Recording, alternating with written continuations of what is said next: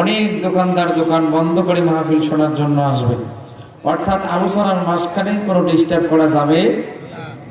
আপনাদের সামনে যাদের যে জায়গা ফাঁকা আছে জায়গাগুলো পূরণ করে পিছনে একটু জায়গা রাখেন। দোকানটা যত ছোট হোক না কেন, যদি মহাজনের সাথে দোকানদারের সম্পর্ক ভালো থাকে তাহলে মাল ডেলিভারি করতে কোনো সমস্যা নাই। আরো জনে বলেন কোনো সমস্যা নাই। অনেক বড় দোকান দিয়ে বসেছে, আপনার মহাজনের সাথে আপনার সম্পর্ক ভালো, অনেক সময় আপনি কাস্টমারকে মাল দিতে পারবেন না, কারণ যে ধরনের চাহিদা সেই ধরনের চাহিদা অনুযায়ী আপনার মহাজন আপনাকে মাল সাপ্লাই দেয়নি। জোরে বলেন, আরো জোরে বলেন, ঠিক না ঠিক? এই জন্য সব সময় কানেকশন রাখতে হবে আল্লাহর সাথে। জোরে বলেন, কার সাথে? আমরা সব সময় সাহায্য চাবো কার কাছে? আল্লাহ যদি সাহায্য করে তবেই সম্ভব, আল্লাহ সাহায্য না করলে কোনো কিছুই সম্ভব। জোরে বলেন, সম্ভব। সম্মানিত ভাইরা, আপনাদেরকে একটা প্রশ্ন করব, পৃথিবীতে মানুষ বেশি না গাছ বেশি? সকলে বলবেন, আরো জোরে বলবেন। চেয়ারম্যান সাহেব আপনি বলবেন একটু। গাছ বেশি হবে, আমি বললাম অবশ্যই গাছেই বেশি হবে, এইটাই স্বাভাবিক কথা। জোরে বলেন, ঠিক না ঠিক? সম্মানিত ভাইরা, ধরে নেন আপনার বাড়ি ভিটা হলো 3 শতক অথবা 5 শতক অথবা 10 শতাংশ জমির উপর আপনার বাড়িটা অবস্থান করছে। 3টা ঘর আছে, একটা বাথরুম আছে, একটা আপনার গরু রাখার জন্য ঘর আছে। আপনি বলেন তো দেখি আপনার বাড়ি ভিটার মধ্যে গাছ কয়টা আছে? আপনার কি হিসাব আছে? জোরে বলেন, হিসাব আছে? আপনার ঘর হিসাব করা যায়, আপনার গরু হিসাব করা যায়, আপনার বাথরুম হিসাব করা যায়, কিন্তু আপনার জমিতে গাছ কয়টা আছে এটার হিসাব সহজে করা। তাহলে বুঝে গেল আপনার পরিবারের সদস্য আছে ধরেন 7 জন। কয়জন? 7 জন। আপনার পরিবারের সদস্য হিসাব করা যায়, কিন্তু গাছের হিসাব করা যায়। তাহলে আপনার বাড়ি দিয়েই হিসাব করেন, আপনার বাড়িতে যদি আপনার সদস্য চাইতে যদি গাছ বেশি হয় তাহলে 3 নং কমলাবাড়ি ইউনিয়নে মানুষের চাইতেও গাছ বেশি হবে। এইটাই স্বাভাবিক, বলে এটাই স্বাভাবিক। যদি 3 নং কমলাবাড়ি ইউনিয়নে গাছ বেশি হয়, লালমনিরহাট জেলায় মানুষের চাইতে গাছ বেশি হবে, এটাও স্বাভাবিক।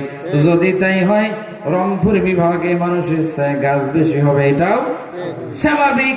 যদি তাই হয় তাম বাংলাদেশ নয়, তাম পৃথিবীর ভিতরে মানুষ যত আছে তার চাইতে গাছ বেশি আছে, এটাই চিরন্তন সত্য কথা।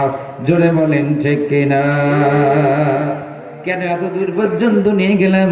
ও মুরব্বী বাবাজির, ও যুবক ভাইয়েরা, ও পর্দার আড়ালের মা বোনেরা, হিদায়াতের মালিক কিন্তু আল্লাহ। আমি হিদায়াতের মালিক নই। কোরআন আর হাদিসকে সামনে রাখে, কোরআন আর হাদিসের ততে আমি আপনাদের সামনে কথাগুলো, আপনাদের বুঝগুলো শুধুমাত্র একটু চেঞ্জ করে দেওয়ার চেষ্টা করতেছি। যদি মালিক চায় তাহলে আল্লাহ হেদায়াত করতে পারে। কথা বলেন, ঠিক কিনা? কিন্তু মনটা থাকা লাগবে কার দিকে? জোরে বলেন, কার দিকে? আমাদের ইচ্ছা থাকা লাগবে হেদায়েতের জন্য। জোরে বলেন, ঠিক না বেটি? সম্মানিত ভাইয়েরা, এখন আপনারা বলেন গাছ বেশি না গাছের শাখা প্রশাখা বেশি? এই প্রশ্নটার উত্তর সহজ। জোরে বলেন, তাহলে গাছ বেশি না শাখা প্রশাখা বেশি? শাখা প্রশাখা বেশি না গাছের পাতা বেশি? জোরে বলেন, পাতা বেশি। মহান আল্লাহ রাব্বুল আলামিন যেমন একটা চমৎকার কথা কোরআনুল কারীমের ভিতরে তুলে ধরেছে, যে কথা আমি আপনাদের সামনে বলতে যাচ্ছি বাজান। এবার বলেন তো দেখি আপনার বাড়িতে কয়টা গাছ আছে? আপনার হিসাব নাই। এখন যদি প্রশ্ন করে আপনার ইউনিয়নের চেয়ারম্যান, ও মুরব্বি চাচা, আপনার বাড়িতে কয়টা গাছ হিসাব দেন, আপনার বাড়িতে কতটা গাছ আছে এবং গাছ, এই গাছগুলোর পাতা কত হাজার আছে, আপনি হিসাব দেন। কে কে পারবেন? হাত উঠান। জোরে বলেন, হাত উঠান। কেউই পারবেন না। গাছের হিসাব দিতে পারেন না, পাতার হিসাব কেমনে দেন? কিন্তু মহান রব্বুল আলামিন বলেন, ওয়া মা تسقط من ورقة إلا يعلمها ولا حبة في ظلمات الأرض ولا رطب ولا يابس إلا في كتاب مبين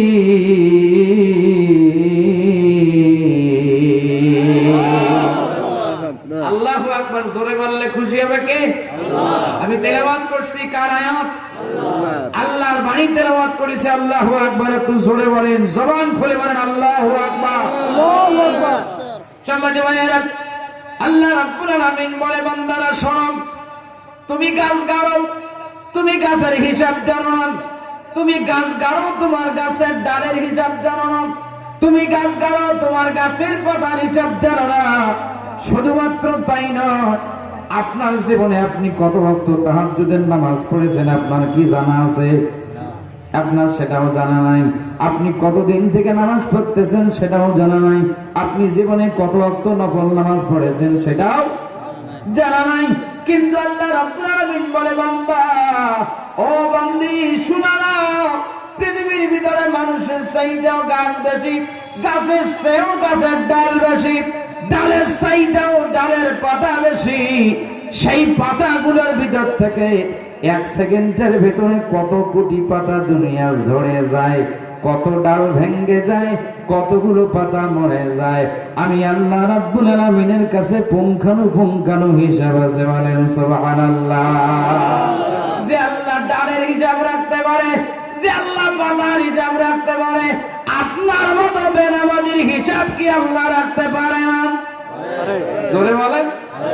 আপনি 30টা রোজার ভিতরে 29টা দিয়েছেন, একটা রোজা শেষের বেলায় গিয়ে আপনি আসরের নামাজের সময় চুপ করে পানি খেয়েছেন।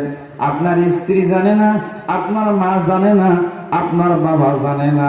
আপনি সবার চোখে ফাঁকি দিয়ে পানি খেয়েছেন আর মনকে বুঝাইছেন যে এত ছোটখাটো গুনাহ মনে হয় আল্লাহ দেখে না। নাউজুবিল্লাহ বলে। এইরকম ধারণা অনেকের আছে না নয়? জোরে বলেন আছে না নয়? এত ছোটখাটো গুনাহ কি আর আল্লাহ দেখতে যায়? একটা গাছের ডাল, পৃথিবীতে এমন কিছু ছোট ছোট গাছ আছে যে গাছগুলো আমরা অনেকেই চিনি না। আল্লাহ রাব্বুল আলামিন বলছে, পৃথিবীতে যতগুলো গাছ আছে, এই গাছগুলোর যত ডাল আছে, এই ডালগুলোর যত পাতা আছে, কোন পাতা কত সেকেন্ডে কি সময়ে কি অবস্থায় ঝরে যায়, প্রত্যেকটা হিসাব আমি আল্লাহ রাব্বুল আলামিন রাখছি। বলেন সুবহানাল্লাহ। আরো জোরে বলেন সুবহানাল্লাহ। সম্মানিত ভাইরা, অর্থাৎ আপনি সিজদাতে গিয়ে 3 বার সুবহান রাব্বিয়াল আ'লা, সুবহান রাব্বিয়াল আ'লা, সুবহান রাব্বিয়াল আ'লা কয়বার পড়া লাগবে? 3 বার। 3 বারের জায়গায় যদি আপনি 2 বার পড়েন, আপনার পাশের মুসল্লি জানে না, আপনার ইমাম সাহেব জানবে না, মুয়াজ্জিন জানবে না, কিন্তু 3 বারের জায়গায় ফাঁকি দিয়া যে আপনি 2 বার বলছেন সেটা কে জানে? আল্লাহ। জোরে বলেন, সেটা কে জানে? তাই আল্লাহ রাব্বুল আলামিন বলেন, ওয়াল্লাহু মুখরিজুম মা কুনতুম তাকতুমুন।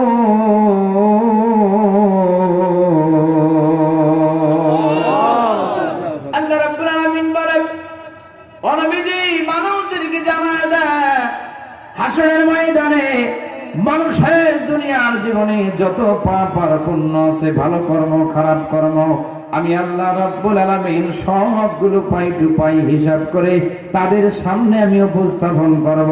তার মানে তাদের কাজগুলো আমি তাদের সামনে ভিডিও চিত্র দেখাবো, তারা যেন অস্বীকার করতে না পারে যে এটা আমার কাজ ছিল। এইরকম কোনো ধরনের কথা বলতে না পারে। তাহলে যে মালিক, যে মহান মালিক আমাদেরকে এত কঠোর পর্যবেক্ষণে রেখেছে, সেই মালিককে ফাঁকি দেওয়ার কোন রাস্তা কি আছে? জোরে বলেন, ফাঁকি দেওয়ার রাস্তা কি আছে? সেই মালিকের কোরআন শোনার জন্য এসেছি। কোরআনের প্রতি আপনাদের বিশ্বাস আছে না? জোরে বলেন, আছে না? পৃথিবীতে যত সত্য, তার ভিতরে প্রধান সত্য হলো কোরআন। জোরে বলেন কি? সত্য হলো নবী, সত্য হলো রাসূল, সত্য হলো কোরআন, সত্য হলো হাদিস। সুবহানাল্লাহ বলেন। আরো জোরে সুবহানাল্লাহ বলেন।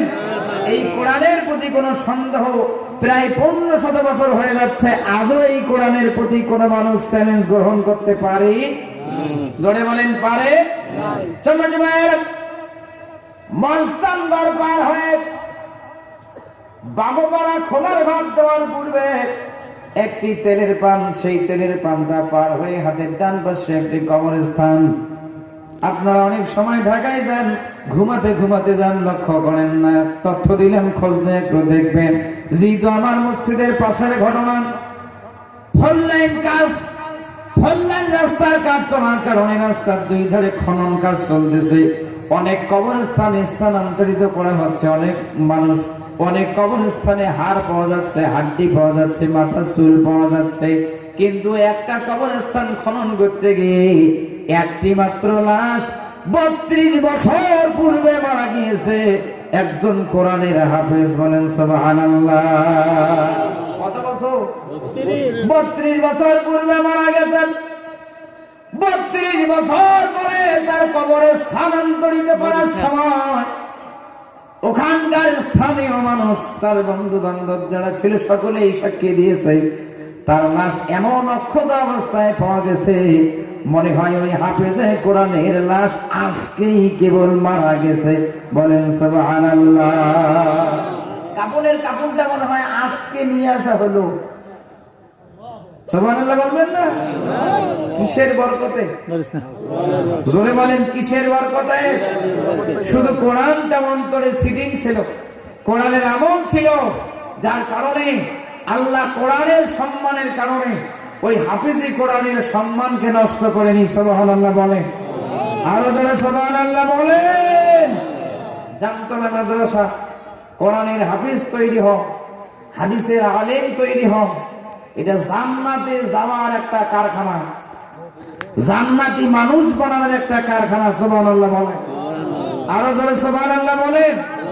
সম্মানিত ভাইয়েরা, সেই কোরআনুল কারীম থেকে যদি আলোচনা হয়, সেই কোরআনুল কারীমের আলোচনায় যদি আপনার জীবনের কোনো সাইড ধরা পড়ে, বলেন তো তওবা করার দরকার আছে না নাই? সেই কোরআনের আলোচনা করতে গিয়ে যদি আমার জীবনের কোনো সাইড ধরা পড়ে, বলেন তো আমারও তওবা করার দরকার আছে না না? আমরা কোরআনের কথা শুনবো, হাদিসের কথা শুনবো, বক্তা এবং শ্রোতা যদি আমরা কোনো সাইড বুঝতে পারি যে আমাদের জীবনের সমস্যা, অবশ্যই আমরা উভয় পক্ষে তওবা করব। কিন্তু কোরআনের কথা হবে, হাদিসের কথা হবে। যদি কোনো মানুষ উঠে করে ছটপট করে, তাহলে বুঝবেন ওই মানুষটার একটা সমস্যা আছে। সমস্যাটা কি? পৃথিবীতে যত গোশত আছে, হালাল গোশত, তার ভিতরে সবচেয়ে বেশি মজা হলো গরুর গোশত। জোরে বলেন ঠিক না ঠিক? কিন্তু গরুর গোশত অনেক মানুষ খায় না, জিজ্ঞেস করলে পাওয়া যায় অ্যালার্জি আছে। জোরে বলেন, জিজ্ঞেস করলে কি পাওয়া যায়? অ্যালার্জি আছে। তাহলে অ্যালার্জি থাকার কারণে গরুর গোশত খাইলে মানুষের চুলকি বাড়ে না কমে? জোরে বলেন। এই কোরআনে নামাজের কথা বলা আছে না নাই? বেনামাজির বিরুদ্ধে কথা আছে না নাই? হালাল খাদ্য যারা খায় তাদের জন্য সুসংবাদ আছে না নাই?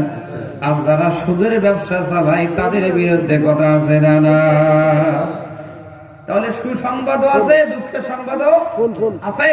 সুসংবাদটা শুনে খুশি হলে, দুঃখের সংবাদ শুনে যদি আপনি চুলকি করে উঠে যান, তাহলে বুঝা যাবে যে এই লোক সেই লোক। তাহলে বুঝা যাবে যে এই লোক সেই লোক। চুলকায় কেন? ঘটনা কি? আপনি আত্মসমর্পণ করবেন কার কাছে? জোরে বলেন, একটা দরজা খোলা আছে না নাই? জোরে বলেন, খোলা আছে না নাই? এই জন্য মন খারাপ করা যাবে না। কোন আয়াতের আলোচনা যদি আপনার জীবনের বিরুদ্ধে যায়, আমার উপর মন খারাপ করে আপনার লাভ নাই। জীবনে তওবা করবেন আল্লাহর কাছে। আল্লাহ রাব্বুল আলামিন বলেন, আল্লাহ রাব্বুল আলামিন জানান, ইল্লা মান তাবা ওয়া আমানা ওয়া আমিলা আমালান সালিহান ফাউলাইকা ইউবাদদিলুল্লাহু সাইয়্যাতিহিম হাসানাত ওয়া কানাল্লাহু গফুরুর রহিমা।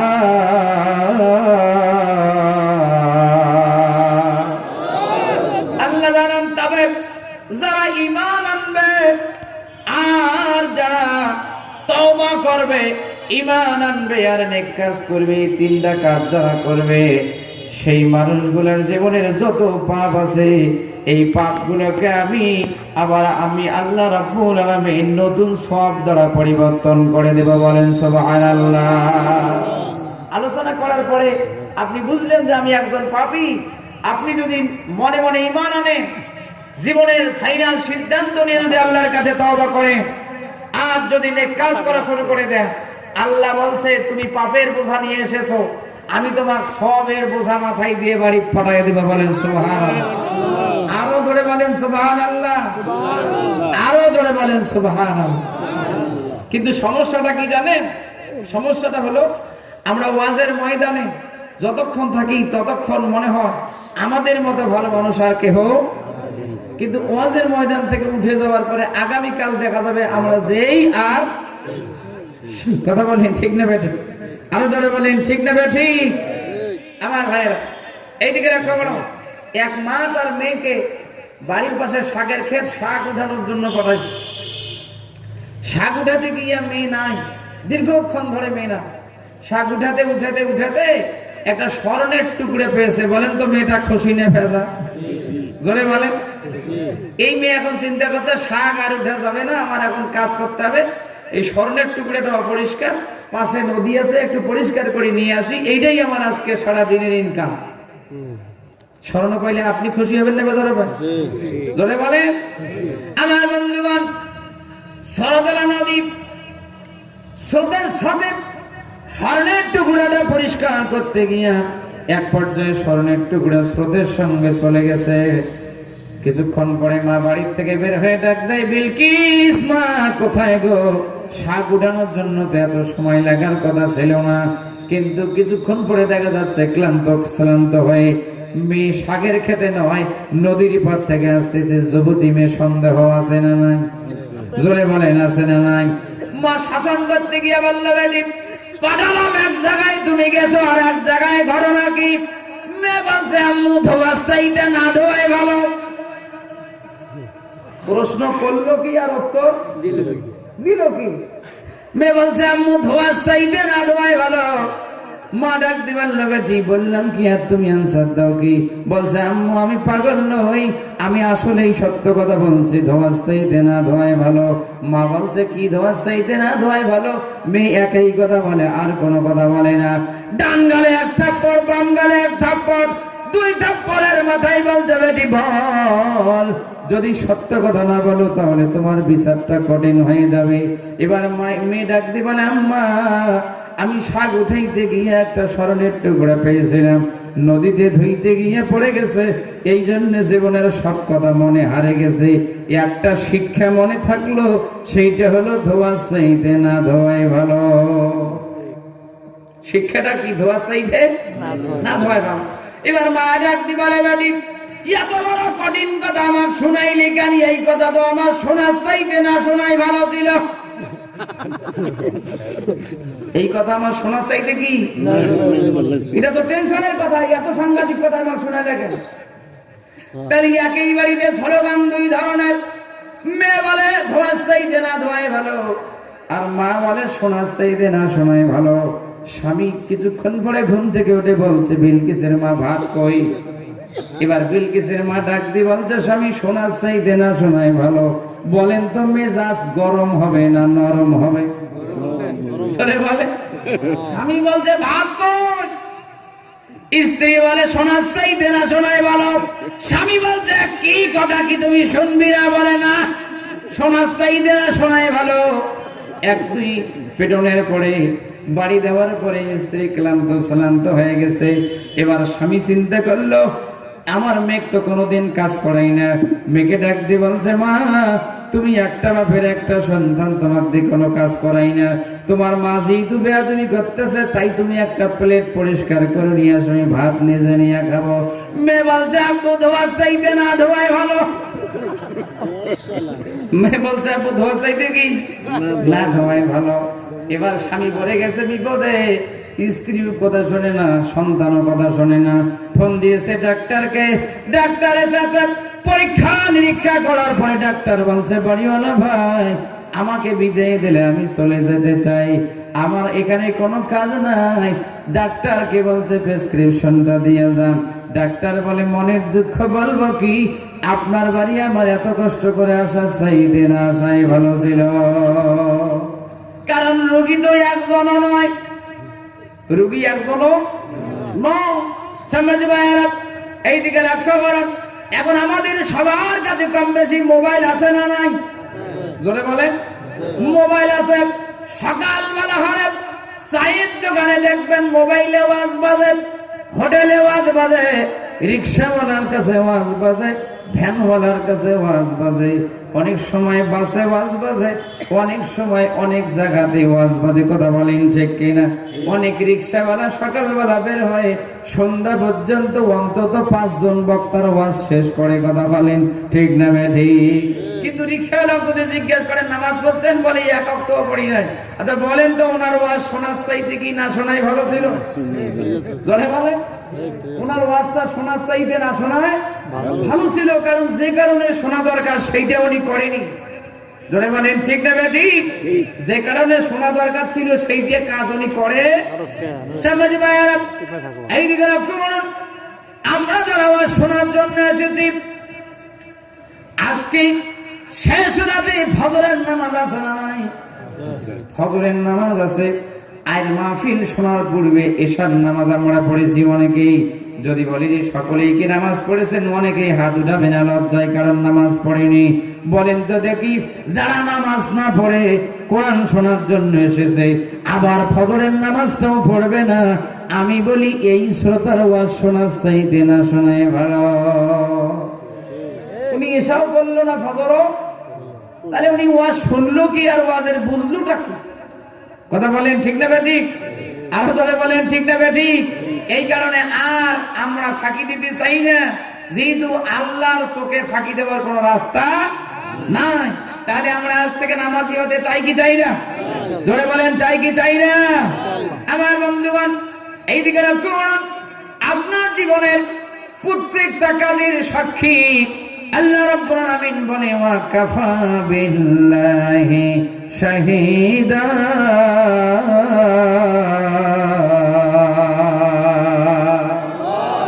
আল্লাহ রাব্বুল আলামিন জানান, বান্দা তোমাদের জীবনের ভালো আর মন্দ সব কর্মের সাক্ষী হিসেবে আমি আল্লাহ একজনই যথেষ্ট, আর কারো সাক্ষী ছাড়াও বিচার করা সম্ভব। বলেন সুবহানাল্লাহ।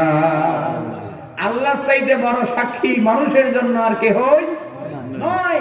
কিন্তু হাসরের ময়দানে মানুষ আল্লাহর সাক্ষীও গ্রহণ করতে চাবে না। এই কারণে কেরামান কাতিবিন, এই কারণে কেরামান কাতিবিন। কিন্তু এমন কিছু মানুষ আছে তারা কেরামান কাতিবিনকেও বিশ্বাস করতে চাবে না। এই কারণে আল্লাহ হাসরের ময়দানে মানুষের জবান বন্ধ করে দিবে, মানুষের হাত দুটার জবান খুলে দেবে, মানুষের পা দুটার জবান খুলে দেবে।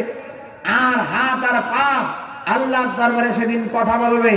আপনি কার লাউ চুরি করেছেন, কার কদু চুরি করেছেন, কার কোরবানি দেওয়ার জন্য গরু চুরি করেছেন, কোরবানি দেওয়ার জন্য কোথায় 2 টাকা সুদ খেয়েছেন, ঘুষ খেয়েছেন, সব হিসাব নিকাশ কার কাছে আছে? আল্লাহর কাছে আছে। সেদিন হাত আর পা আপনার বিরুদ্ধে সাক্ষী দেবে। সেই দিন আর ছাড় পাওয়ার কোনো সুযোগ হবে? জোরে বলেন সুযোগ হবে? একটু কালিমা পড়েন, লা ইলাহা ইল্লাল্লাহ, লা ইলাহা ইল্লাল্লাহ, লা ইলাহা ইল্লাল্লাহ। জোরে লা ইলাহা ইল্লাল্লাহ, লা ইলাহা ইল্লাল্লাহ, লা ইলাহা ইল্লাল্লাহ, মুহাম্মাদুর রাসূলুল্লাহ। সকলেই বলেন সাল্লাল্লাহু আলাইহি ওয়াসাল্লাম।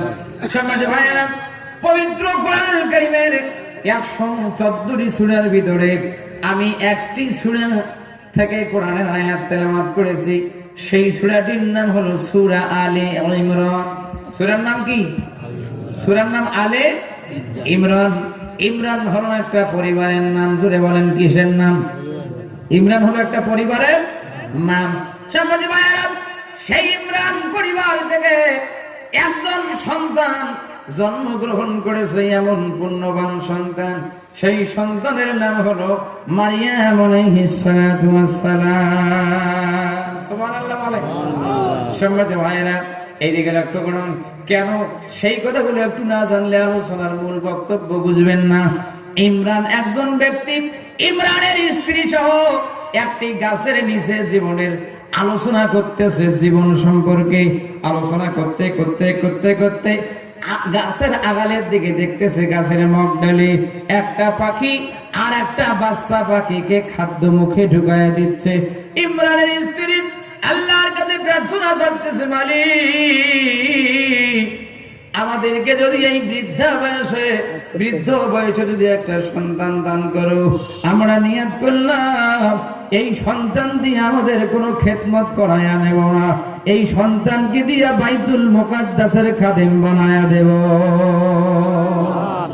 মানুষ এরকম মান্যত করে কি করে না? জোরে বলেন, করে কি করে না? অনেক মা আছে, অনেক বোন আছে, আল্লাহর কাছে বলে রব্বুল আলামিন দেখতে দেখতে 3টা মেয়ে সন্তান হয়ে গেল, এবার যদি একটা ছেলে সন্তান দাও, এই সন্তানটাকে কোরআনের হাফেজ বানায় দেব। এরকম নিয়ত আছে না নাই? জোরে বলেন, আছে না নাই? আল্লাহ নিয়ত কবুল করলেন, ছেলে সন্তান হয়ে গেল। সন্তানটার মেধা ভালো, সন্তানটা দেখতে ভালো, সন্তানটার ফিগার ভালো। এলাকার দেওয়ানি, এলাকার মানুষ বলল, ও জমিলা, ও সকিনা, ও জরিনা, তোমার এই সন্তানটা সেনাবাহিনীর জন্য পারফেক্ট, তোমার এই সন্তানটা ইঞ্জিনিয়ার হতে পারে, তোমার এই সন্তানটা ডাক্তার হতে পারে। এইরকম লোভ লালসা দেখে অনেক মানুষ আল্লাহর কাছে নিয়াত করে সন্তান নিয়া, আবার হাফিজিয়া মাদ্রাসায় না দিয়া ডাক্তার বানাইতে চায়। আছে না না? জোরে বলেন, আছে না না? যদি এই ধরনের কোন সিদ্ধান্ত কেউ করে, তো এটা আল্লাহর সাথে প্রতারণা হবে। কারণ আপনি আল্লাহর কাছে মান্যত করেছেন, সন্তান যদি এবার ছেলে হয়, তাহলে এই সন্তানটাকে আমি আলেম বানাবো। জোরে বলেন, কি বানাবো? আলেম বানাবো। আমার ভাইয়েরা, আপনি আলেম বানানোর কথা, হাফেজ বানানোর কথা, কিন্তু সন্তানের মেধা ভালো দেখে আপনি সেই সন্তানটিকে বিভিন্ন শিক্ষায় শিক্ষিত করার জন্য চেষ্টা করতেছেন। ঠিক ডাক্তার হওয়ার আগে, ঠিক মাস্টার হওয়ার আগে, ইঞ্জিনিয়ার হওয়ার আগে দেখবেন আপনার ছেলে নদীর ওই পারেও যাবে না, এই পারেও যাবে না।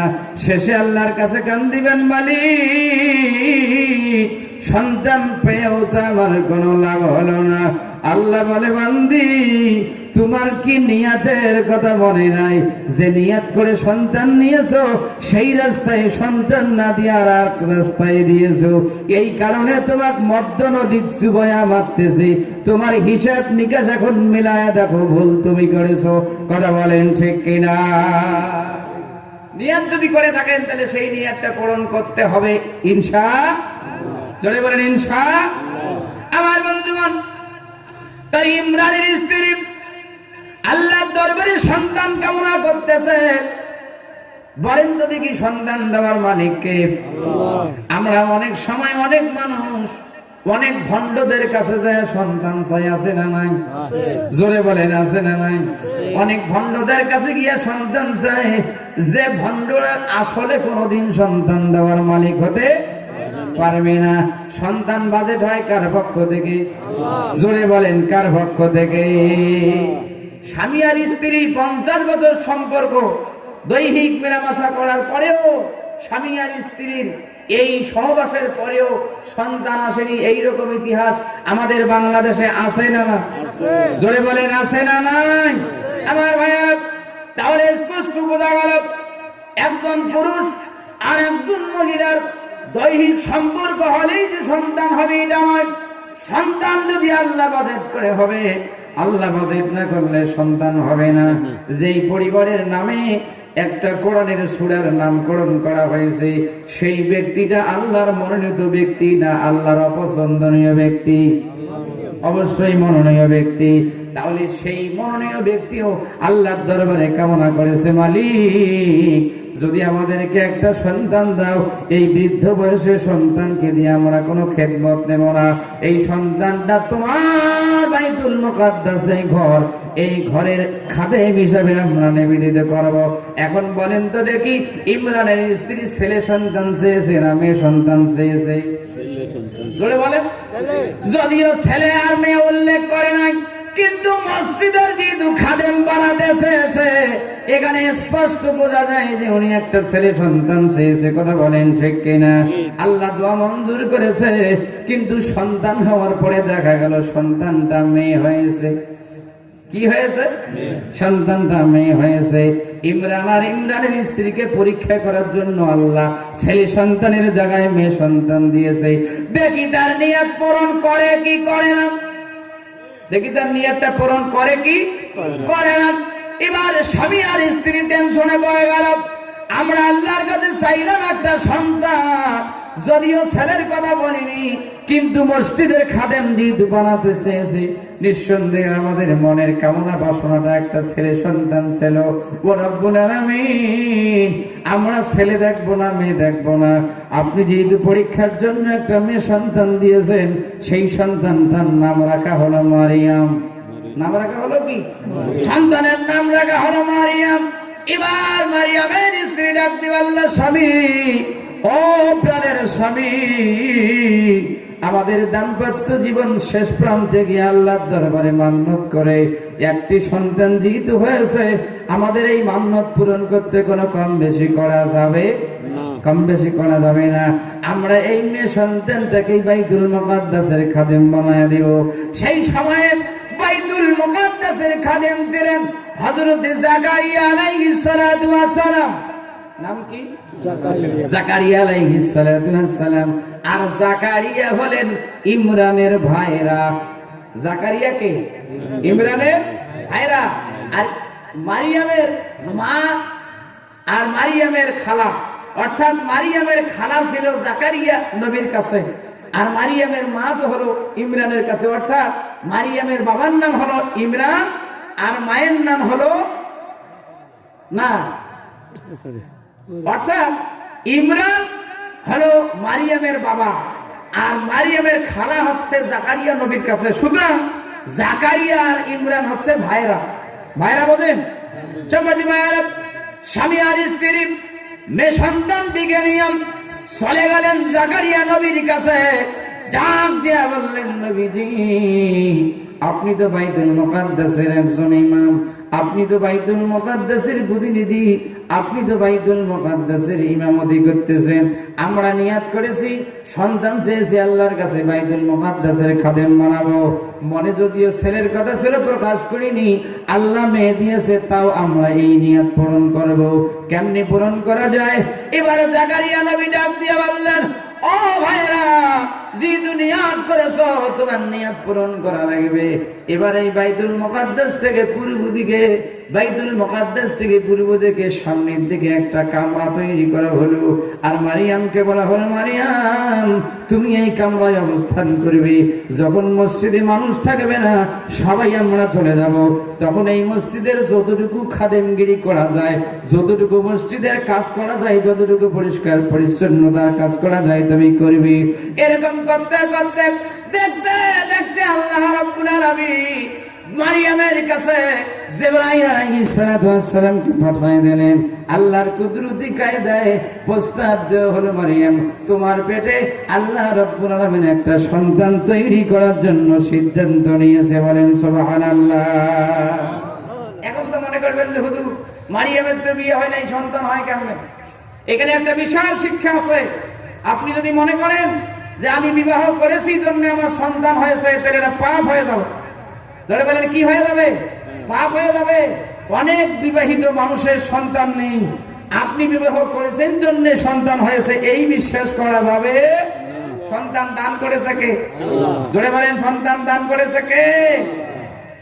মারিয়াম বললেন, জিবরাইল, আমি একজন অবিবাহিতা মেয়ে, আমি কোনোদিন কোন পুরুষের সঙ্গে দৈহিক মেলামেশা করিনি। আমার যদি পেটে সন্তান আসে, আল্লাহ যদি আমার গর্ভে সন্তান তৈরি করে, তাহলে আমি মানুষের সমাজ, মানুষের লোক সমাজের কাছে আমি জবাবটা দেব কি? জিবরাইল বললেন, মারিয়াম, আল্লাহর কাছে যেটা বাজেট হয়, ওই বাজেট আর কোনোদিন ফিরে আসবে না। সিদ্ধান্ত নিয়েছে, এটাই ফাইনাল। তোমার মান সম্মানের গ্যারান্টি দেওয়ার দায়িত্ব আল্লাহ। মান সম্মানের গ্যারান্টি দেওয়ার দায়িত্ব কে? আল্লাহ। মারিয়াম রাজি হয়ে গেল, ফেরেশতা জিবরাইল ফুৎকার দিয়েছে, বুকের মধ্যে পেটের মধ্যে সন্তান আল্লাহ তৈরি করেছে। 1 মাস যায়, 2 মাস যায়, 3 মাস যায়, লম্বা ইতিহাস। আমি টোটাল ইতিহাস বলার জন্য এতদূর পর্যন্ত আসিনি। আমি আমার মূল বক্তব্য বোঝানোর জন্য সামান্য কিছু কথা বলবো। আমার ভাইয়েরা 3-4 মাস যখন চলে যায়, 5 মাস যখন শুরু হয়েছে, পেটটা দেখতে দেখতে উঁচু হয়ে যায়। এবার মারিয়াম লজ্জা শরমের মধ্যে পড়ে গেল। এখন আমি খালার কাছে বলি কি, এখন আমি খালুর কাছে বলি কি, আমি আমার বাবার কাছে বলি কি, আমি আমার মায়ের কাছে বলি কি, আমি তো একটা ভালো কাজ করার জন্য এসেছি। দেখতে দেখতে দেখতে দেখতে খালার কাছে দেখতে বলে, খালা একটা সত্য কথা বলবো, আপনি কি বিশ্বাস করবেন? বলে বলো। সত্য কথাটা হলো, আল্লাহ সিদ্ধান্ত নিয়েছে আমার পেটে নাকি একটা সন্তান তৈরি করবে। বলেন তো, নবীর স্ত্রীর আল্লাহর প্রতি ঈমান আছে না নাই? জোরে বলেন আছে না নাই? জাকারিয়া আলাইহিস সালাতু ওয়াস সালামের স্ত্রী বললেন, মা আল্লাহ যদি সিদ্ধান্ত নিয়ে থাকে এতে কোনো সন্দেহ নাই। স্বামীকে বুঝায় বললেন। জাকারিয়া নবীও বুঝলেন, মা বুঝলেন, বাবা বুঝলেন, কিন্তু সেই জামানার ইহুদি, সেই জামানার বেঈমানেরা সেইটা বুঝতে চায়নি। দেখতে দেখতে যখন প্রকাশ পেয়ে গেল, এবার সবাই হই হই রই রই। জাকারিয়া গেল কই? এই দুর্ঘটনা জাকারিয়া ছাড়া আর কেউ ঘটাইতে পারে? মানে ইহুদিদের দাবি যে এই জায়গায় একটা পূর্ণবান মেয়ে থাকে, এই মেয়েটা কোনো ছেলের সাথে দেখা করে না, 100% পর্দা করে, কিন্তু সেই মেয়েটার পেটে যেহেতু বাচ্চা, আর এই মেয়েটাকে দেখাশোনার দায়িত্ব যেহেতু, তত্ত্বাবধান যেহেতু জাকারিয়া নবী করেছে, তাই আমাদের মনে হচ্ছে, আমাদের বিশ্বাস, এই নবী ছাড়া এই কাজ আর কেউ, জোরে বলেন, কেউ করেনি। নাউজুবিল্লাহ বলেন, সকলে জোরে নাউজুবিল্লাহ বলে।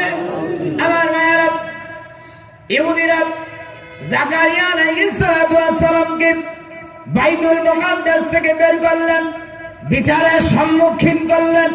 ও জাকারিয়া, এতদিন থেকে তুমি নবী দাবি করেছো, আমরা কেউ বিশ্বাস করেছে, কেউ করিনি, কিন্তু আজকে আমাদের পূর্ণ বিশ্বাস হয়ে গেল আসলে তুমি নবী ছিলে না।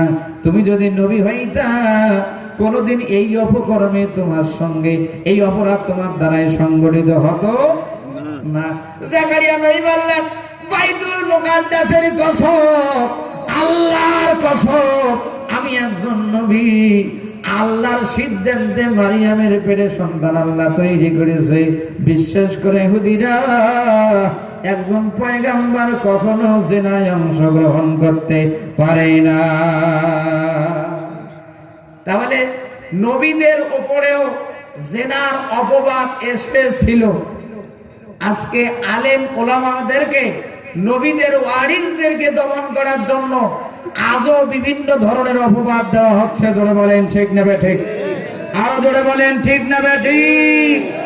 আমার বন্ধুগণ, এই দিকে লক্ষ্য করুন, সেই দিন জাকারিয়া নবী বাইতুল মুকাদ্দাসকে নিয়ে কসম খেয়েছে, আল্লাহর কসম খেয়েছে, কিন্তু ইহুদিরা বিশ্বাস করেনি।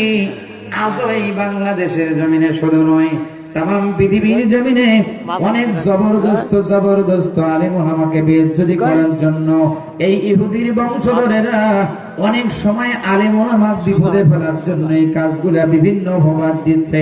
জোরে বলেন ঠিক কিনা? কিন্তু কখনোই তারা সে কাজ করেনি। অনেক ভাবে বোঝানোর চেষ্টা করতেছে, কিন্তু সম্ভব হচ্ছে না। কথা বলেন ঠিক না ঠিক? তারপরেও মিথ্যা অপবাদ দিয়ে আলেম ওলামাকে কেমনে কলঙ্কিত করা যায়, সেই চেষ্টায় এক শ্রেণীর মানুষ তৎপর হয়ে আছে। জোরে বলেন ঠিক না ঠিক? আরো জোরে বলেন ঠিক না ঠিক? আমার বন্ধুগণ, এই দিকে লক্ষ্য করুন, আর সেই দিকে আমি যাব না। যেহেতু আলে ইমরান সূরা থেকে আমি আয়াত তেলাওয়াত করেছি, স্বাভাবিক একটু ধারণা না দিলে আপনি আলোচনাটা বুঝবেন না। আমি পবিত্র কোরআনের সূরা আলে ইমরান থেকে 133 এবং 134 নম্বর আলোচনা, এই আয়াত দুটিকে সামনে নিয়ে আলোচনা করতে যাচ্ছি। আল্লাহ রাব্বুল আলামিন জানান, ওয়াসারিউ ইলা মাগফিরাতিম মির রাব্বিকুম ওয়া জান্নাতিন আরদুহাস সামাওয়াতু ওয়াল আরদু উইদ্দাত লিল মুত্তাকিন।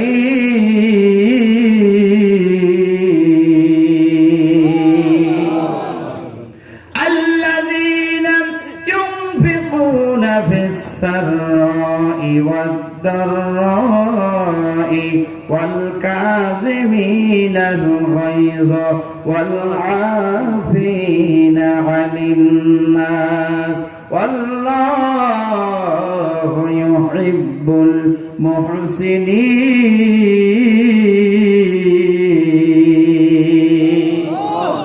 الله رب العالمين জানান ওয়াসারিউ ইলা মাগফিরাতিম মির রাব্বিকুম ও বান্দা বান্দিরা তোমরা দৌড়াও তোমরা দ্রুত অগ্রসর হও তোমাদের রবের ক্ষমার দিকে মানে যেই কাজ করলে তোমার রব ক্ষমা করে দেবে সেই কাজের দিকে দৌড়াও আর দৌড়াও কোন দিকে ওয়া জান্নাতিন আরদুহাস সামাওয়াতু ওয়াল আরদ সেই জান্নাতের দিকে দৌড়াও সেই পথে দৌড়াও সেই জিনিসের প্রতি দৌড়াও যেই জান্নাত আসমান এবং জমিন সমান বরাবর আল্লাহ রাব্বুল আলামিন মানুষকে আল্লাহর ক্ষমার দিকে দৌড়াইতে বলল আর বলল জান্নাতের দিকে দৌড়াও আর আল্লাহ জান্নাতের দিকে ক্ষমার দিকে দৌড়াতে বলেছে আল্লাহ যেই দিকে দৌড়াতে বলেছে আর সেই মুহূর্তে আমরা বান্দা বান্দি উল্টা দিকে দৌড়াইতেছি কথা বলেন ঠিক কিনা আচ্ছা বলেন তো জান্নাতের দিকে দৌড়াতে গেলে নামাজ আছে না না জোরে বলেন আছে না না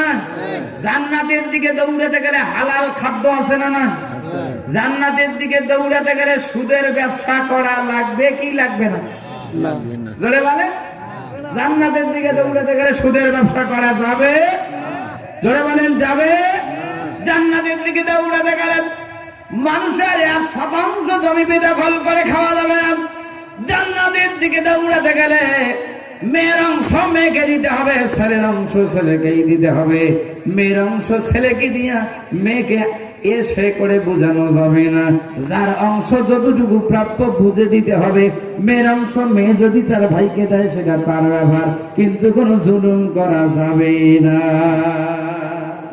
কি করা যাবে না কোনো জুলুম করা যাবে না আজকে অনেক বাবা এই সমাজের ভেতরে আমরা দেখি মেয়েদেরকে ঠকায়া ছেলেদেরকে জমি লিখে দেয় আর মেয়েদেরকে ডাক দিয়ে গরুর গোশত দিয়ে ভাত খাওয়ায় আর বলায় মা ছেলেদেরকে আমি যা দিয়েছি কিন্তু আসল জিনিসটা দেই না আব্বা কি আসল জিনিস দেননি বলে আসল জিনিসটা হলো আমার মনের দোয়া আমি এদেরকে জমি দিয়েছি ওই জমি থাকবে না মা কিন্তু আমি দোয়া দিচ্ছি মন থেকে এই দোয়াতে তোমাদের অনেক কিছু হবে তা মেয়ে একটু চালাক তো মেয়ে বলছে আব্বু আমরা এই মনের জিনিসটা চাই না ওই জমিগুলো আমার দেন এবার বাবা বলছে আমি যে দলিল করে দিয়েছি বলছে দলিল করে দিয়েছেন এই দুনিয়াতে যদি আপনি ছাড়া পান পরকালে ছাড়া পাওয়ার কোনো সুযোগ নাই জোরে বলেন কোনো সুযোগ অর্থাৎ ছেলের অংশ ছেলেকে দেবেন মেয়ের অংশ মেয়েকে দিবেন আপনার জমি বন্টন করে দিয়েছে কে জোরে বলেন জমি বন্টন করে দিয়েছে আমার কে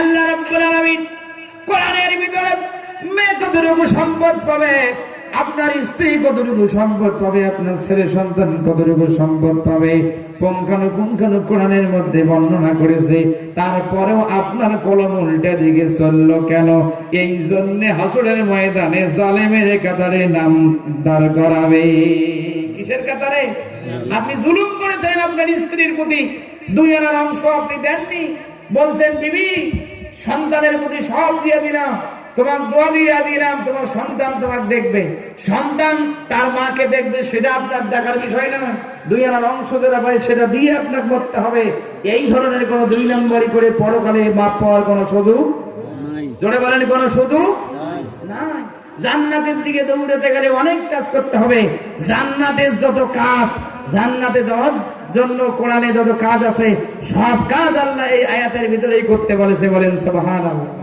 আরো জোরে বলেন সুবহানাল্লাহ আমার ভাইয়েরা জান্নাতের দিকে দৌড়াতে গেলে নামাজের দিকে দৌড়াতে হয় কিন্তু এখন মুয়াজ্জিন আযান দেয় হাইয়া আলাস সালাহ হাইয়া আলাস সালাহ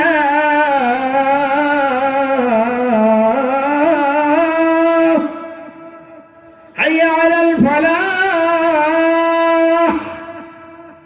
আযান দেয় মুয়াজ্জিন মসজিদে আসার জন্য নামাজের জন্য সেই মুহূর্তে আমাদের কাজ যেন এমন বেশি হয়ে যায় ওই মুহূর্তে কাজ ছেড়ে আর মসজিদ আসার সময় থাকে না জোরে বলেন ঠিক কিনা ও মুসলমান আপনি আপনি নামাজের সময় বলেন আমার নামাজ পড়ার সময় নাই, কাজ আছে, কিন্তু নামাজের আজান না দিয়া যদি আপনার কাছে আজরাইল মরণের সংবাদটা শোনায়, বলেন তো দেখি আপনি কি বলতে পারবেন যে আমার সময় নাই? বলতে পারবেন? আপনি কিন্তু বলতে পারবেন না যে আমার সময় নাই। এই জন্য নামাজের জন্য সময় নাই বলা যাবে না। কথা বলেন ঠিক কিনা?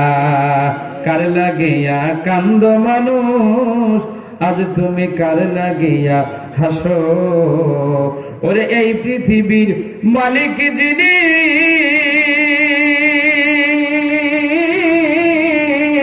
ওরে ডাকো তারে নিশিদিনিয়া। বলেন আল্লাহু আকবার। এই পৃথিবীর মালিক যিনি, ওরে ডাকো তারে নিশিদিনিয়া।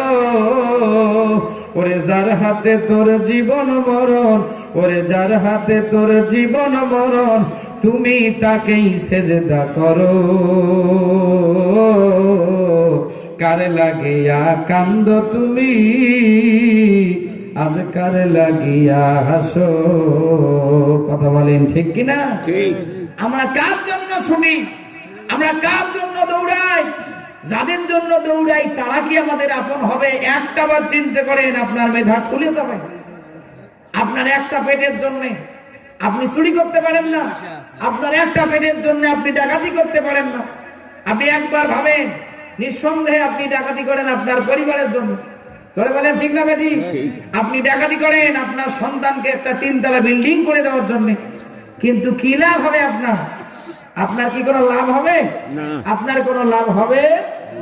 আমার বন্ধুগণ, এই জামতলা বাজারের ভিতরে হোটেল আছে না নাই? জোরে বলেন। এই হোটেলে আপনি ঢুকবেন, একটা পরোটা খাবেন, একটা চা খাবেন, বিস্কিট খাবেন, অনেক কিছু খাবেন। 10 মিনিট যাবে, 20 মিনিট চলে যাবে, আধা ঘন্টা যখন চলে যাবে, মেসিয়ার এসে বলবে ভাইজান আর কি খাবেন? আপনি বলবেন আর খাবো না। 10 মিনিট পরে আর এক মেসিয়ার বলবে ভাই কি খাবেন? আপনি বলবেন খাবো না। আর একজন বলবে আপনি কি খাবেন? আপনি বলবেন খাবো না। আর একবার বলবে ম্যানেজার আপনি কি খাবেন? আপনি ছড়ে যায় বলবেন যে ভাই আমি খাইলাম, আপনি কি দেখেন নাই? বলে দেখছি। আসলে আমি তো বুঝি, আপনি বুঝতেছেন না। আপনি খাইছেন, সর্বশেষ চা খাওয়ার পরে মানুষ হোটেলে কিন্তু আর কিছু খায় না। চা খাওয়ার পরেও যে আমরা আপনাকে বারবার জিজ্ঞাসা করতেছি, সিঙ্গাল মারতেছি, আপনি যে এত বড় আহম্মদ বোঝেন না, এইটা তো আমাদের জানা ছিল না। আপনাকে খাইতে বলতেছি মানে আপনাকে উঠতে বলতেছি, আরো কাস্টমার আছে।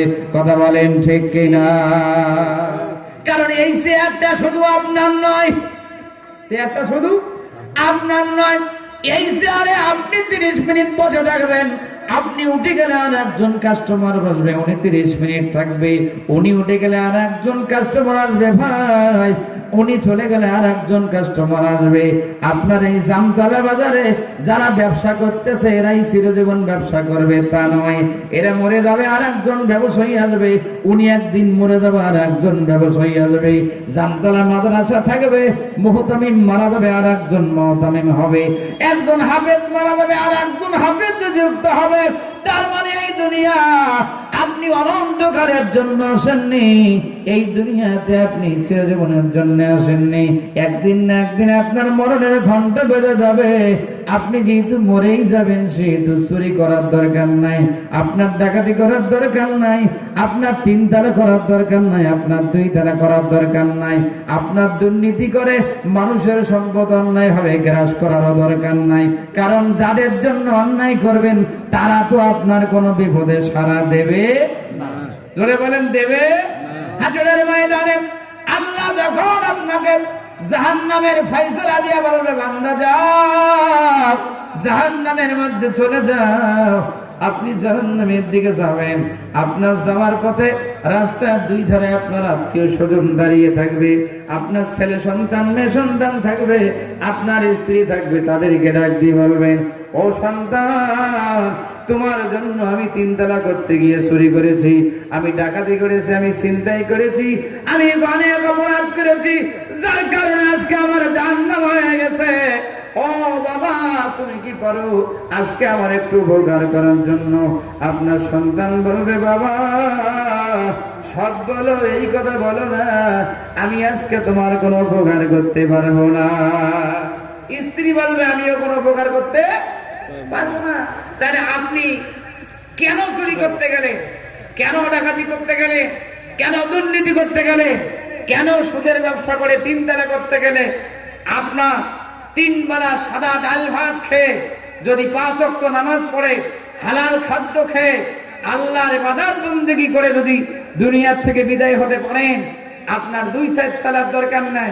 আল্লাহ আপনার জন্য জান্নাতের ভেতরে অনেক বিশাল বিশাল বিল্ডিং এ জায়গা করে রেখেছে।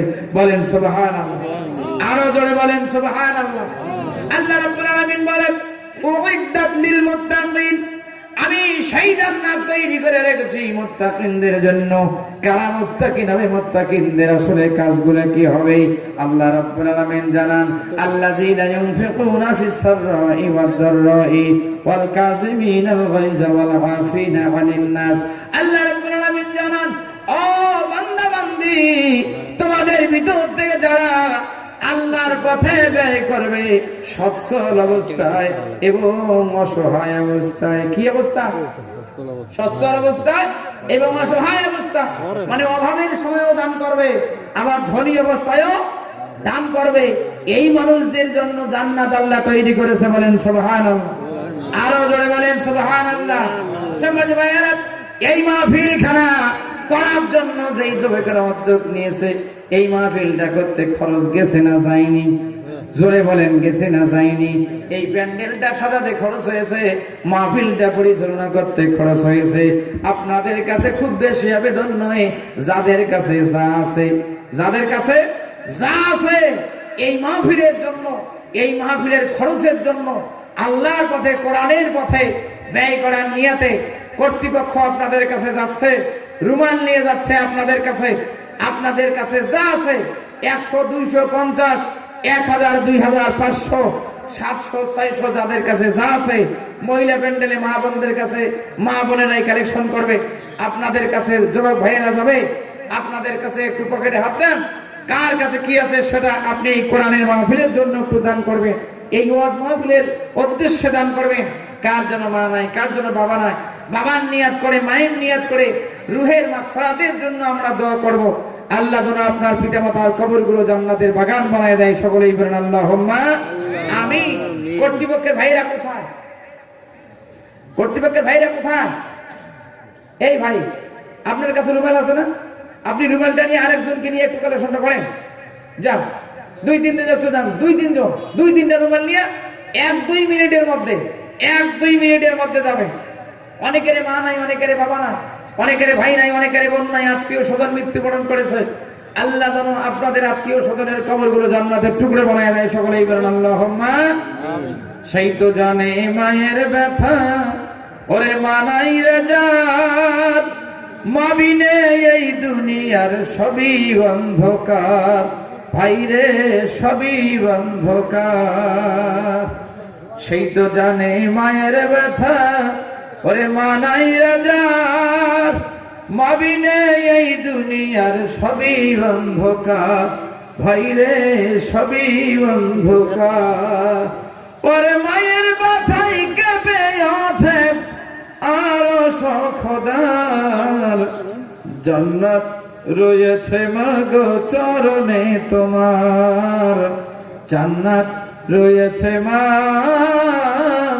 চরণে তোমার। মহিলা প্যান্ডেলে, মহিলা প্যান্ডেলে যারা মা বোনেরা ভলান্টিয়ার আছে, তারা একটু চাদর নিয়ে কালেকশন করবেন, কালেকশন করে এই টাকা এখানে পৌঁছায় দেবেন। আল্লাহ তাআলা আপনাদের দানগুলো কবুল করবে। সকলেই বলেন আল্লাহুম্মা আমিন। মাশাআল্লাহ, জাযাকাল্লাহ। রব্বুল আলামিন তোমার এক বান্দি আল্লাহ কিছু টাকা দান করেছে মহিলা প্যান্ডেল থেকে, রব্বুল আলামিন জানি না তার মা তার বাবা দুনিয়া থেকে বিদায় হয়েছে কিনা। আল্লাহ তার মনের খবর তুমি জানো, তার মনের কি ব্যথা দুঃখ বেদনা, সকল দুঃখ বেদনাগুলো কবুল আর মঞ্জুর করে না। পিতামাতা কবরে থাকলে কবর জান্নাতের বাগান বানায়া দাও।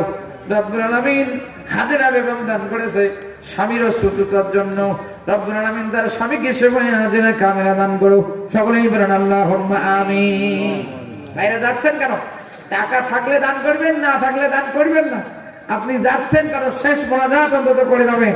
টাকা আপনার দিতেই হবে এমন কিছু বলেনি। নবীর উপর আঘাত করেছে, কথা বলেন ঠিক না ঠিক? আরো জোরে বলেন ঠিক না ঠিক? আজ মানবতা মানে কথাই কথাই নবীকে দিয়েছ গালি, শিক্ষার ঝুলি মাথায় নিয়ে নবী বিবেকে দিয়েছ বলি। নবী না এলে তুমি আসতে না সেটাও গেছো ভুলে, তাই তো তুমি অধমের মতো গালি দাও বারে বারে। কথা বলেন আরো ধরে বলেন ঠিক না বেটি? অধম কাকে বলেন? মূর্খের চাইতেও যে নিকৃষ্ট তাকেই বলা হয় অধম। ধরে বলেন ঠিক না বেটি? যিনি নবীকে গালি দেয় আমি মনে করি উনি মূর্খ নন, উনি মূর্খের চাইতেও একজন নিকৃষ্ট জঘন্যতম মানুষ।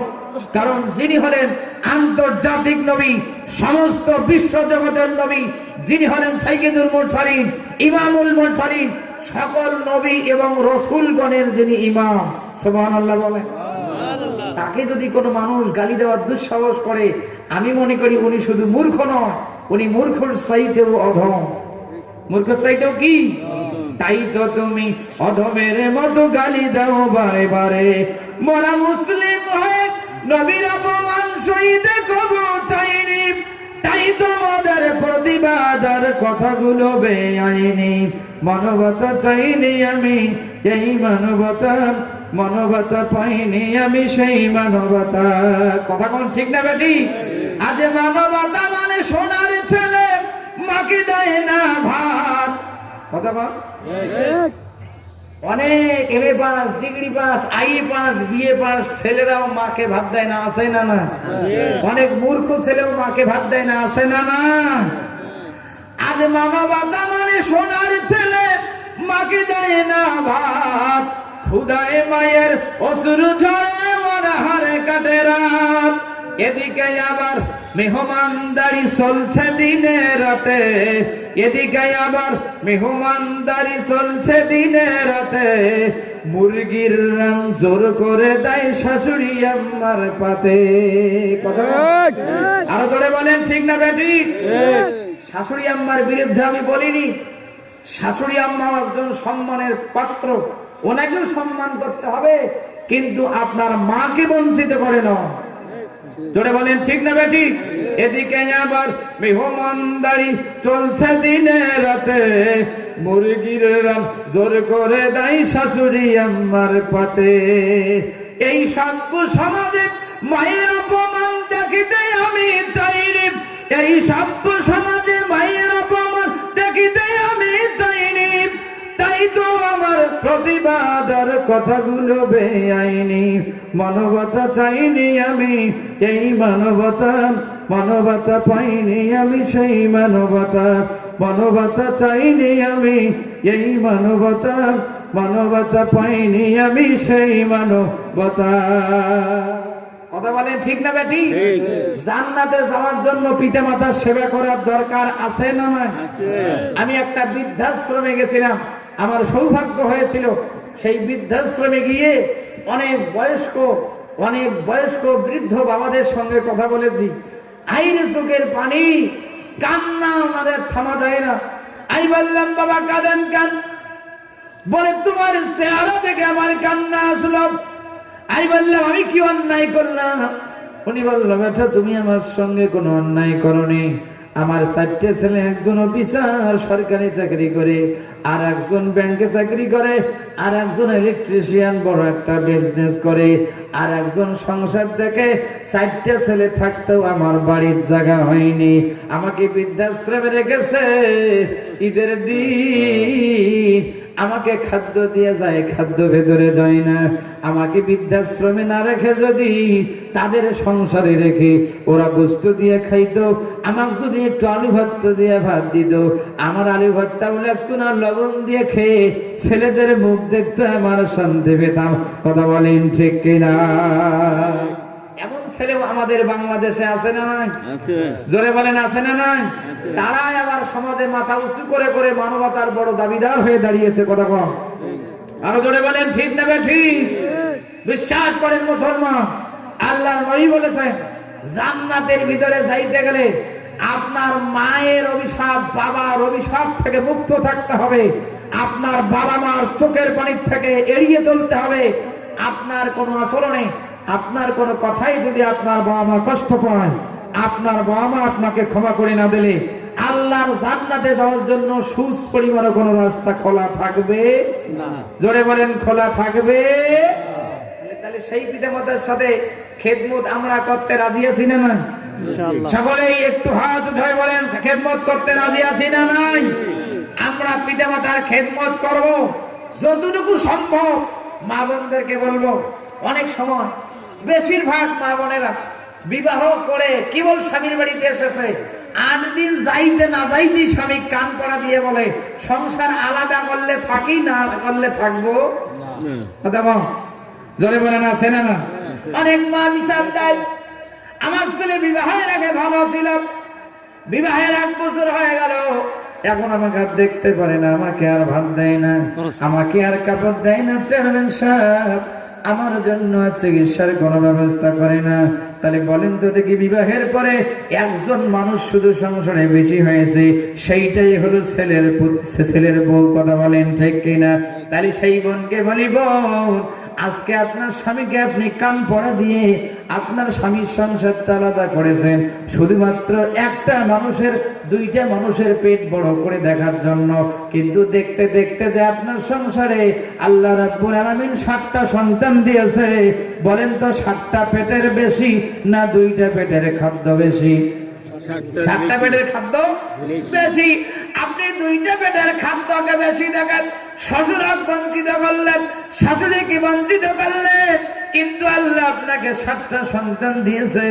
এখন এই 7টা সন্তানের জন্য আপনি মানুষের বাড়ির কাজ করতে যান, এখন আপনি চাতালে কাজ করেন, এখন আপনি গার্মেন্টসে কাজ করেন, এখন আপনি মানুষের বাড়ির কিষানদার, নিজের পেটকে কষ্ট দিয়া সন্তানের মুখে খাদ্য উঠাইয়া দেন। কথা বলেন ঠিক কিনা? আপনার যেমন কষ্ট লেগেছে, আপনার শাশুড়িও আপনার স্বামীকে জন্ম দিয়ে এই রকম করেই মানুষ করেছে। একবার ঘুরে চিন্তা করলেই মানুষের ব্রেন খোলে, কিন্তু মানুষ চিন্তা করে না। কথা বলেন ঠিক কিনা? আমি বুঝি না একজন মহিলার এত আচরণ কেমন। একজন মহিলা মায়ের কাছে সর্বশ্রেষ্ঠ মানুষ, একজন মহিলা সন্তানের কাছে সর্বশ্রেষ্ঠ মানুষ। ওই মহিলার সন্তানকে যদি বলা হয় তোমার মা কেমন, ওনারা বলবে আমার মায়ের মতো আর পৃথিবীতে কোনো মানুষ খুঁজে পাওয়া যাবে না। আবার ওই মহিলার স্বামী যদি জিজ্ঞেস করা যায় তোমার স্ত্রী কেমন, উনি বলে আমি দুনিয়াতে জাহান্নামের মধ্যে ঢুকে গেছি। শুধু তাই নয়, কথা বলেন ঠিক না বেটি? একজন মহিলা আচরণটা দেখেন কত ভিন্ন ভিন্ন হয়ে গেছে। ওই মহিলার সন্তানকে যদি বলা হয় তোমার মা কেমন, বলে আমার মায়ের মতো মা পৃথিবীতে আর নাই। কথা বলেন না কেন? আবার ওই মহিলার স্বামীকে যদি বলা হয় তোমার স্ত্রী কেমন, বলে দুনিয়াতে যদি কারো জাহান্নাম হয়েছে তাহলে আমাকে যেন দেখে যায়, আমি জাহান্নামে পড়ছি। কথা বল। অনেক স্বামী স্ত্রীর যন্ত্রণার কারণে ঢাকায় গেছে, 2 বছর 4 বছর 6 বছর 10 বছর হয়ে গেছে আর আসে না। অনেক স্বামী চলে গেছে আর ফেরেনি, কবর পর্যন্ত আর নিজ গ্রামে হয়নি। কথা বলেন, জোরে বলেন ঠিক না বেটি? সম্মানিত ভাইয়েরা এইদিকে লক্ষ্য করো। আবার ওই মহিলার মা আর বাবার কাছে জিজ্ঞেস করবেন আপনার মেয়ে কেমন, মা আর বাবা বলবে আমার মেয়ের মতো আর হয় না। আবার ওই মহিলার শ্বশুর আর শাশুড়ির কাছে জিজ্ঞেস করবেন আপনার ছেলের বউ কেমন, বলে সর্বনাশ, আমার ছেলে বিবাহের আগে খুব ভালো ছিল, বিবাহের পরে আমার এই ছেলের বউ সে এমন বুদ্ধি দিয়েছে, 8 দিনের মাথায় আমার ছেলে সংসার আলাদা করেছে, ইলিশ মাছ দিয়ে রান্না করে খায়, আমরা মা চোখের পানি ঝরায়, আমরা বাবা লবণ দিয়ে ভাত খাই, শাক দিয়ে ভাত খাই, আমার ছেলে আর আমাকে ফিরেও তাকায় না। কথা বলেন আছে না না? জোরে বলেন আছে না নাই? সম্মানিত মায়েরা, গভীর মনোযোগ দিয়ে শোনেন। একজন শাশুড়ি আর একজন বউ, শাশুড়ি আর বউ নদীর পারে গেছে গোসল করার জন্য। গোসল করতে গিয়ে শাশুড়ি ডাক দিয়ে বলেছে, বৌমা আমার পিঠে একটা ঘা হয়েছে, এমন জায়গায় চুলকাইলে ভালো লাগে, কিন্তু আমি হাত দিয়ে চুলকাইতে পারি না, তুমি একটু চুলকায়া দাও। ছেলের বউ বলছে, আম্মা সব করা যাবে, এই কাজ আমি করতে পারবো, এই কাজ আমি করতে পারবো না। এবার শাশুড়ি আম্মা ডাক দিয়ে বলছে, বৌমা যদি হাত দিয়া না বড় পাও দিয়া চুলকি দাও, তারপরও একটু আমার ভালো লাগবে। এবার ছেলের বউ বলছে, আম্মা ঠিক আছে, আমি হাত দিয়ে পারবো না, আমার ঘিন লাগে, আমার কষ্ট লাগে, আমি পা দিয়ে চুলকালাম। পা দিয়ে যখন চুলকায় শাশুড়িকে একটু আরাম লাগে, দুই চোখের পানি ফেলায় আর আল্লাহর কাছে যেন কি বিড় করে সেদিন বলছিল। দেখতে দেখতে গোসল করা শেষ হয়ে গেছে, বাড়ি চলে গেছে। দেখতে দেখতে শাশুড়ি ইন্না লিল্লাহি ওয়া ইন্না ইলাইহি রাজিউন। ওই ছেলের বউ দেখতে দেখতে সন্তান জন্ম দিছে, একটা ছেলে সন্তান হয়ে গেছে, ওই ছেলের বিয়ে হয়ে গেছে। বলেন তো বউ এখন শাশুড়ি হয়েছে না হয় না? বউ এখন শাশুড়ি হয়ে গেছে, নতুন ছেলের নতুন বউ হয়েছে। এই শাশুড়ি আর বউ আবার সেই নদীর ঘাটে গোসল করার জন্য গেছে। আর এই শাশুড়ির পিঠের মধ্যে ঘা হয়েছে, চুলকাইলে আরাম লাগে, কিন্তু হাত দিয়ে চুলকানো সম্ভব হয় না। বৌমা ডাক দিয়ে বলেছে, বৌমা এমন জায়গায় ঘা হয়েছে, একটু চুলকাইলে আমি আরাম পাবো, চুলকায়া দাও। এই বৌমা ভদ্র মায়ের ভদ্র সন্তান ছিল, বেয়াদব ছিল না। হাত দিয়ে চুলকাইতে চাই, কিন্তু হাত লোহার মতো শক্ত হয়ে গেছে, হাত আর উপরের দিকে ওঠে না। হাত উঠাতে চাই, হাত ওঠে না। যখন এই ডান হাত উঠাতে চাই, ডান পা ওঠে। কি পা ওঠে? ডান পা ওঠে। হাত উঠাতে চাই, হাত ওঠে না, পা ওঠে। এবার সেই বৌমা কান্না শুরু করেছে। শাশুড়ি মা ঘুরে তাকায়, বৌমা কান্দ কেন? বৌমা ডাক দিয়ে বলে, আম্মা আমার হাত দুটার মনে হয় প্যারালাইসিস হয়ে গেছে। বলে, বৌমা তোমার হাতের প্যারালাইসিস হয়নি, দুনিয়ায় যদি কোনো মানুষকে কাঁদায়, চোখের পানির বিচার আল্লাহ দুনিয়াতেই করে। এই নদীর ঘাটে আমার শাশুড়ি আমার কাছে ঘা চুলকায় আছে, আমি হাত দিয়ে না চুলকায়া পা দিয়ে চুলকাছি। হাত দিয়ে না চুলকায়া পা দিয়ে চুলকাছি। আজকে তোমার হাত প্যারালাইসিস হয়নি, আমার বিশ্বাস। হাত উঠাইতে গেলে যেহেতু পা ওঠে, এই নদীর ঘাটে যেহেতু অপরাধ করেছি, আল্লাহ এই ঘাটে আমার প্রতিশোধ নিচ্ছে, এই ঘাটে আমার বিচার হইতেছে। তুমি পা দিয়ে চুলকাও, তোমার অন্যায় নয়, এটা আমি অন্যায় করেছি, তার বিচার হইতেছে। কথা বলেন ঠিক না? ঠিক। মা বোনদেরকে বলবো, যারা আজকে বউ হয়ে শাশুড়িকে জ্বালাচ্ছেন, সাবধান হয়ে যাও। আজ বাদ কাল, আজকে বিশাল চলছে। 25 সালের ভিতরে আপনারও ছেলের বউ বাড়িতে আসবে, আপনার শাশুড়ি থাকবে না। আপনি সেদিন শাশুড়ি হবেন। আপনি আপনার শাশুড়ির সাথে যা যা করেছেন লিখে রাখেন, আপনার ছেলের বউ আপনার সাথে সেই আচরণ গুলোই করবে। আপনার আচরণের কারণে যদি আপনার শাশুড়ির চোখের পানি পড়ে থাকে, নিঃসন্দেহে আপনার ছেলের বউয়ের কারণে আপনারও চোখের পানি পড়বে। এইটাই চিরন্তন সত্য। এই জন্য মা বোনদেরকে বলবো, যেহেতু আপনি স্বামীর বাড়িতে এসেছেন, চিরজীবনের জন্য একজন মেয়ে মানুষের জন্ম হয় বাবার বাড়িতে, আর মরণ হয় স্বামীর বাড়িতে। কথা বলেন, জোরে বলেন ঠিক না ঠিক? মায়েরা, স্বামীর বাড়িতে যেহেতু আপনাদের মরণ হয়, বাবার বাড়িতে আপনাদের মরণ হয় না। স্বামীর এলাকায় যেহেতু আপনার কবর হয়, এই জন্য স্বামীর মাকে আপনাকে আপন করে নিতে হবে। যদি স্বামীর মনের মতো হতে চান, স্বামীর যদি ভালোবাসা 100% পেতে চান, তাহলে স্বামীর মাকে ভালোবাসতে হবে, স্বামীর বাবাকে ভালোবাসতে হবে। এই বিষয়গুলো লক্ষ্য করে মা বোনেরা চলবেন। সামনে ভাইয়ারা, তাহলে আল্লাহকে সন্তুষ্ট করার জন্য রাগ হওয়া লাগবে, আবার আল্লাহকে সন্তুষ্ট করার জন্য স্থান কাল পাত্র ভেদে রাগ হজম করা লাগবে। কি করা লাগবে? আল্লাহ রাসূল বলেছেন যে দাঁড়ানো অবস্থায় যদি কোনো মানুষের রাগ ওঠে, ওই মানুষটা যেন বসে পড়ে।